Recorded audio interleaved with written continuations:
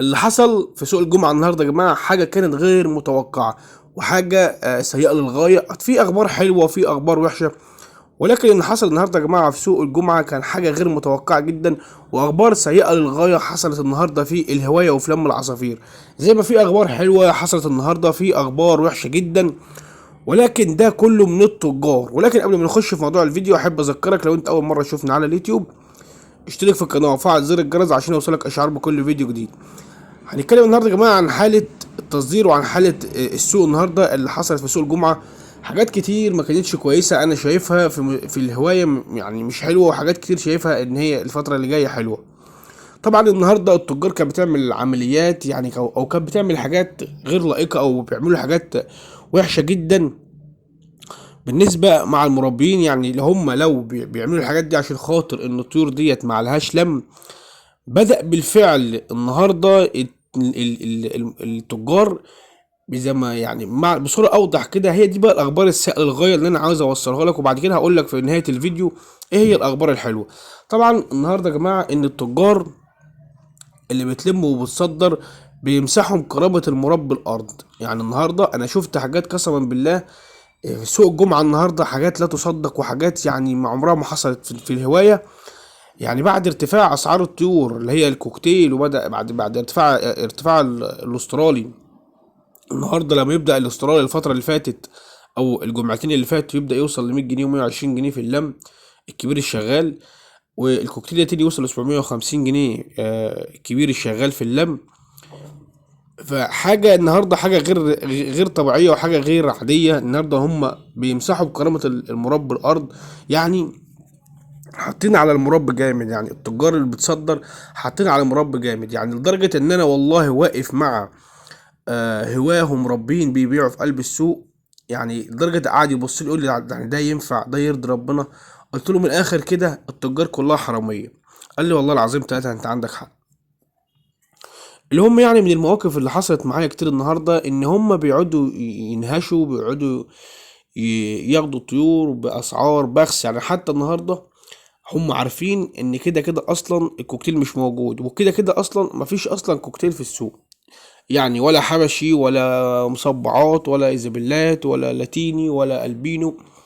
يعني الكوكتيل بطبيعه يعني قليل جدا النهارده. يعني النهارده بيمشي في السوق عارف كده كده ان مفيش كوكتيل، يعني ما بقاش يجري. يعني مفيش، حتى انا النهارده قليل اللي لقيت ناس معاها كوكتيل كتير. وكمان يعني هما الناس اللي معاها كوكتيل كتير مع التجار، يعني المربي اللي ينزل بكوكتيل بياخدوه منه على طول وبأسعار زي ما انت عايز. يعني انا النهارده لقيت حصل من ضمن المواقف اللي حصلت قدام مني النهارده ان واحد واقف معاه 3 فرق كوكتيل، حته بصمه، حته لاتيني كده فيها بصمه سودا خفيفه، ويعني جوز كبير شغال، ومعاهم بنوته كده زغلوله بتاع يعني شهرين ونص، 3 شهور تقريبا. المهم في حاجة طبعا في السوق بتلم برضو مع التجار، قامت جاية داخلة عليه حتة 3 حتت، قامت فاتحة على طول. كام؟ قال لها خلي بالك دول عاملين 1000 جنيه، هات بس هات. قال لها يا حاجة قبل ما تاخديهم وتحطهم عندك في الشيالة، أنا بقول لك الراجل واقف هو كان هياخدهم مني ال3 حتت على 1000 جنيه، أقل من 1000 جنيه أنا مش هبيع. ما سمعتش الكلام، وقامت فاتحة الشيالة بتاعته، وقامت مطلعة ال3 حتت من واخدة الحتتين الكبار اللي هما الحتة اللاتيني والحتة المصبعة. قامت جايه حته بصمه، قامت واخده حته لاتيني وحته بصمه حطها في قلب الشياله عندها، وهي بتطلع الحته التانية قال لها يا حاجه للامانه ديت زغلوله، ما هيش حته كبيره او شبابات او شغاله. فهي بتطلع قالت لهم لا ده انا كده احنا هناخد التلاته ب7.5، هناخد ال3 حتت على 7.5. وقعد يقول لها يا حاج انا هاخد دولت على ايه، على 1000 جنيه ال3 حتت. يا حاج على 1000 جنيه الكبير الشغال هيبقى عامل 750، والحته الصغيره دي هتكون عامله 250. قامت جايه فاتحه الشهيه بتاعته، واخده الطيور حطها عندها في الشهيه. طبعا هي عندها كوكتيل لاتيني كتير، عندها عين مليانه. طبعا اصبحت دلوقتي حاجه الراجل بقينا واقفين عمالين نبص لبعض على الموقف اللي هم بيعملوها مع بعض، شغل سرقه كده وشغل نصب. تمام، دي من ضمن المواقف اللي حصلت بعد ما خدت الطيور حطيتها عندها في الشياله، عاوزه تاخد ال3 حتت تقريبا ب 750 جنيه. قال لها لا انا قلت لك واتفقت معاكي قبل ما تاخد الطيور دول عاملين 1000 جنيه، وما رضيتش ادوهم للهاوي هوت مش تاجر كمان، قلت انت ايه هتاخديهم وكده. بعد ما طلع حطت الحاجة في وسط الطيور، انا ما اعرفش، انا قلت لك على 7:30، طب خلص، طب اديهم لي على 7:30، طب 8:15. وقعدت تعمل معاه كده. لا لا، مش هبيع 3 حتت اقل من 1000 جنيه. قامت جاية، طب انت عارف حاجتك؟ قام قعد يبص لبعض وزهق الراجل. قلت له يا عم معلش، ده في سوق ولازم يعني ايه تمشي الدنيا يعني. معلش. قامت جايه مقلبه قعدت تقلب في الكوكتيل دي. ده الفرد ده بتاعك؟ لا الفرد ده بتاعك بقى. ماشي. زعلان جدا من اللي هي كانت بتعمله، وده اللي معظم التجار بيعملوه. النهارده برضو من المواقف اللي حصلت والغريبه، يعني انا النهارده والله العظيم 3 لقيت واحد واقف يبيع دكارين ريمبو شباب. يعني نفس المستوى اللي حضراتكم شايفينه ده، مستوى كويس زي حضرتك، زي المستوى اللي هنحطه في الفيديو ده. مستوى كويس جدا، دكارين شباب ريمبو، يعني ما حصلش يعني خلاص. الفكره بس ان هما اللون بتاعهم لسه ما قفلش قوي. ريمبو مستوى كويس جدا، مستوى حلو جدا. يعني لسه هما، بس الفكره ان هما لسه شباب، 4 شهور ونص، 5 شهور. يعني انت بتبيع بالسعر ده ليه؟ يعني بشوف بقى لما يبقى نازل يبيع جوز ريمبو، بس من اسف ان هما ذكرين، يبيعهم على 70 جنيه كمان، وبيتحايل على، والله العظيم 3 الموقف ده حصل قدامي. بيتحايل على المربي اللي هو واقف قصاده او اللي بيبيع له تداول، بيتحايل عليه ياخدهم على 70 جنيه، والمربي التاني مش عاوز ياخد الفردين الريمبو ب 60 جنيه، بنفس سعر الزغاليل. يعني هي لو هتقارنه بسعر الزغاليل الاسترالي العادي، هما الفردين عاملين 60 جنيه اصلا. الزغاليل اللي هي عمره لسه شهرين ولا عمره 3 شهور، عاوز يديهم له، بس عاوز ياخدهم ب 60 جنيه. قال له لا والله انا هاخدهم ب 60 جنيه، انت شايف الدنيا وشايف السوق وشايف الوضع. الواد بقى واقف عمال، يعني اعمل ايه؟ يعني انا في ايه بعد كده اما تديك فردين ريمبو مستوى كويس يعني ب 70 جنيه؟ ده انا ما حصلتش حتى الزغاليل اللي هي الاسترالي. النهارده برضو من الحاجات اللي هي برضو شفتها، ان النهارده في السوق الفلل، شفت النهارده قدامي انا بعينيا حاجه كانت معاها ست والده، كانت معاها في السوق قفص في مثلا مجموعه من الفلل. والله العظيم 3 اللم على الفلل النهارده كان رايح في داهيه. يعني اللم على الفلل النهارده ما كانش فيه لم خالص على الاسترالي النهارده. الا بقى ايه؟ على التركيبات، ياخدوا باسعار ميته. ان الكوكتيل مثلا رفع، بيحاولوا يعوضوا الاسعار من الايه، في الانواع التانية. وانا كنت عامل تقرير مع ابو حبيبه، يعني تقرير كويس، وده انسان محترم فعلا والله، من الناس اللي هي فعلا كويسه. وهننزله برضو ان شاء الله. يعني ولك عشان ما نخش بره موضوع الفيديو، انا خلينا في موضوع الفيديو. الفلل اللي النهارده لقيت الحاجه ماسكه القفص في مثلا 3 جواز فلل ولا حاجه. تخيل لما تقول لك خد جزء الفلل على 150 جنيه، خده باي فلوس. يعني تقول لك جزء الفلل النهارده في السوق عامل 150 جنيه، كبير شغال. ازاي؟ النهارده الاسترالي كان رايح في داهيه. والفتره اللي جايه، الفتره الجايه يا جماعه، نصيحه لوجه الله، دي بتاع الكوكتيل، وبالذات الكوكتيل اللاتيني. الكوكتيل عامة فيه بقى فيه تحريك جامد. يعني النهارده واقف مع برضو احد، يعني من واحد من الناس النهارده من الهواة في السوق. قال لي والله العظيم 3 الكوكتيل مكان له لازم، يعني على شاور لي على حتتين ايزابيل غوامق خالص، بس هما ايزابيل مش حبش، غوامق خالص. وقال لي والله النهارده الاسعار في الكوكتيل اسعار نار. وفي نفس الوقت قال لي الحبشي والزبيب والحاجات اللي كانتش لها السعر النهارده بقت تتكلم في فلوس. وقال لي الاسترالي النهارده بيبقى معايا جوز فلل مثلا وبيعه ب 120 جنيه و150 جنيه. قلت له كده كده اصلا الاسترالي الفتره دي واقف، اللم عليه واقف. ومشكله كمان ان الفلل ما بقالهاش لم دلوقتي، وبقى الفلل اللي بقت موجوده كتير في السوق، والاسترالي النهارده موجود كتير وما عليهوش لم. بيلموا الحاجات اللي هي المستويات البريم والمستويات الكويسه، المستويات اللي هي السوبر معنى اصح، دي المستويات اللي هم بيلموها. وكانوا بيلموا النهارده، يعني النهارده اللي عاوز يشتري بس هو اللي يشتري. النهارده كان في عروض كتير في السوق جدا، والناس واقفه زهقانه مش عارف ايه اللي حصل في السوق. يعني النهارده كان الاول من فتره بدأ بالناس بتبقى عايزه مطوله بالها، والناس اللي كانت بتقف، والناس بتصبر، والناس بتتمسك بالاسعار.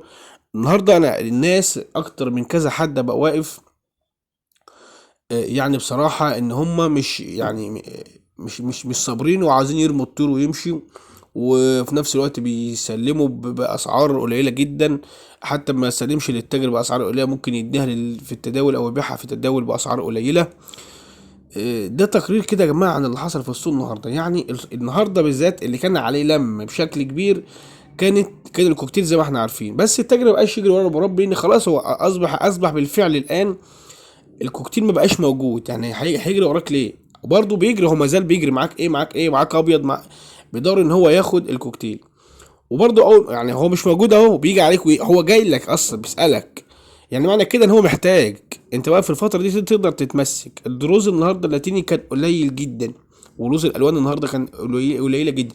ولكن انا لما نزلت بدري السوق كان فاضي. يعني السوق الساعه كانت 7:30 كده، كان السوق فاضي. جينا مثلا على الساعه 10 السوق بدأ يزحم، والسوق كان مليان ناس بشكل كبير يعني. وحتى كمان العدد قليل، يعني العدد النهارده كان قليل. تمام. وبس لما بدأوا يقفلوا الجناين، وبدأوا يقفلوا الحدائق اللي بره، في حديقتين اتنين اتقفلوا، بدأ السوق يعمل زحمة بره. يعني بدأ السوق يعمل زحمة بره، بدأت الناس بالفعل يبقى فيه زحمة على الطريق. وطبعا هنتكلم عن حالة السوق، وعن السوق ممكن يكون فين الفترة اللي جاية إن شاء الله. وفي 3 أماكن طبعا احنا قلناهم في فيديو قبل كده، بس لكن هنتكلم عن مستقبليا عن حالة السوق وإيه اللي هيتم إن شاء الله الفترة اللي جاية. ده تقرير كده يا جماعة اللي حصل النهاردة في السوق، إيه اللي حصل بالظبط من هواه. نصيحة لوجه الله، لو أنت عاوز تطور من مستواك وتبدأ تدخل حاجات كويسة الفترة دي، تقدر ان انت تشتري باسعار كويسة. مش معنى كده ان احنا بنقول مثلا نبخس الاسعار للمربين في السوق، او ان احنا نقل بالاسعار، نقلل الاسعار للمربين في السوق. لا، هي الفكرة ان السوق النهارده اللي عايز يشتري كان يقدر يشتري باسعار كويسة واسعار جميلة جدا. ولكن النهارده التسليم كان وحش بالنسبه اللي هي مثلا كان النهارده الاسترالي كان عين سعره، وبالنسبه النهارده الفوله كان عين سعرها. والرمبهات يا جماعه بقت سعرها زي سعر الاسترالي العادي. احنا لو هنقارن مثلا التركيبات اللي هي كانت مثلا الوش الاصفر اللي كانت عامله مثلا 180 جنيه، وكانت عامله 200 جنيه من فتره، لو تفتكروا الكلام ده، او مثلا كانت عامله 150 جنيه، النهارده بتلم زي الاسترالي العادي الكبير الشغال 100 جنيه و80 جنيه، ويعني حاجات كمان مش يعني لم ايه حاجات غير طبيعيه. يعني النهارده السوق النهارده كان رايح في داهيه جدا. والاخبار الحلوه ان طبعا ان النهارده من الحاجات اللي ما كانتش موجوده في السوق خالص، ان طبعا ما احنا معروف الاخبار الحلوه اللي هو ان الكوكتيل ما زال عليه لم، وما زال عليه اقبال الفتره اللي جايه. النهارده كان مطلوب، وكان بدأ النهارده طلب اللم برضو على الزبرة بشكل كبير. الزبرة برضو مش موجودة في السوق بعد ما كانت موجودة بشكل كبير قوي.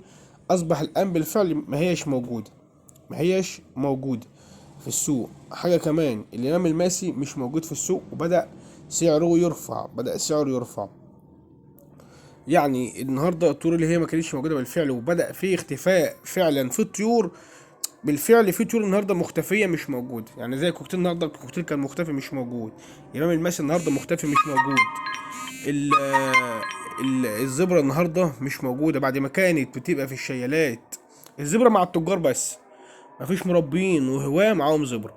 الزبرة كانت مع التجار بس. تمام. وبيبيعوها باسعار حلوه. يعني بيبيعوا باسعار من 150 اقل حاجه. اقل نوع النهارده الزبرة اللي هو العادي ب150 جنيه. انا قابلت واحد النهارده، كان امبارح كنت عارض لما قلت فيه مجموعه من الزبره. قابلت واحد النهارده من الهواة طبعا، كان بيكلمني طبعا على اليوتيوب، وخد قناه اسمه الاستاذ علي. كنت باخد له معايا الزبره، ومديها له على 90 جنيه. وان شاء الله ممكن يبقى متاح زبره الفتره اللي جايه، ممكن انزل بيها سوق الحد برضو على نفس الاسعار ديت. ولكن احنا حابين نعمل لكم تقرير كده عن اللي حصل في سوق الجمعة النهاردة بالتفصيل. وده كل المواقف اللي حصلت معانا، وده اللي كان وده اللي حصل بالظبط بالتقرير. يعني تقرير بالتفصيل كده. يعني زي ما قلنا، لو انت هتشتري الفترة الجاية ابدأ اشتري. طبعا الاسعار النهاردة كانت ما ترضيش ربنا اصلا. الاسعار كانت واقعة بالنسبة للاسترالي وبالنسبة للفلل. يعني الاسعار كانت رايحة في داهية خالص. واحنا بنعتذر طبعا ان التقرير ده جاي متأخر.